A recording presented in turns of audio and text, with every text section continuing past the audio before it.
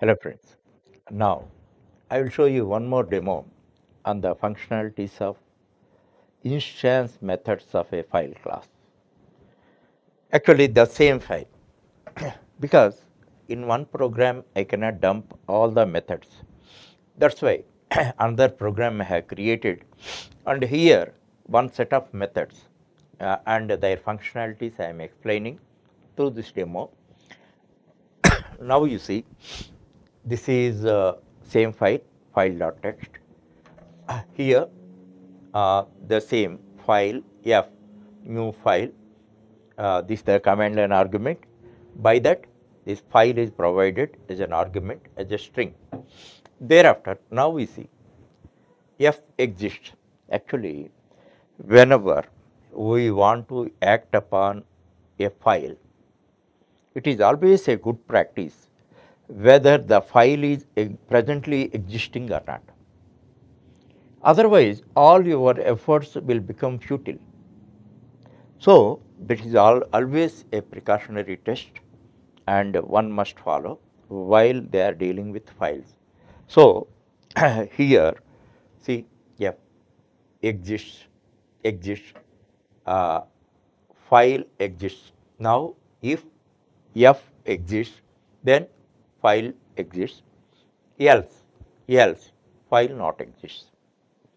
That if file does not exist means you should not proceed.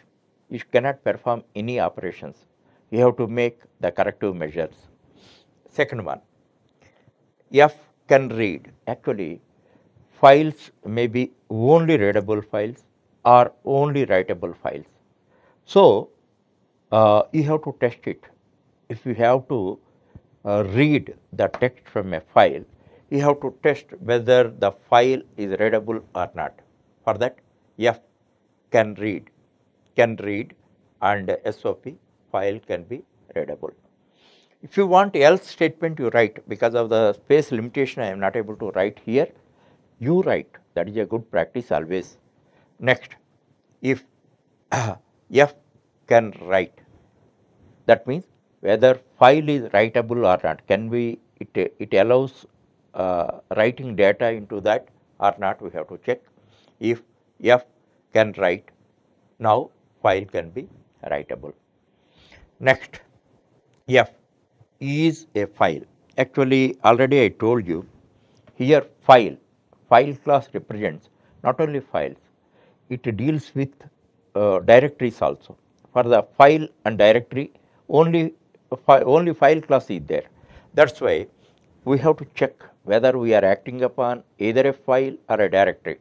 So for the checking purpose, what we have, f is a file, then normal file. Else statement you write, if it is a directory and all that, then what you have to do, you can decide. Thereafter, f is directory. That means file, whatever we are calling file, may be directory also. Now we are testing file is directory. Then if it is true, a file is a directory, then according to that we have to change our behavior or our operations. Thereafter, length of the file we can see by using f dot length. Then how many characters are there and all that, that is displayed, that is in bytes it is displayed, and f dot length. Thereafter, if you want to delete a file, you can do that. Now you see, for using delete instance method, f delete. Now for this also, if it is properly deleted, then you should get a message that SOP deleted, file successfully deleted, or otherwise sometimes because of some reasons it may not be deleted.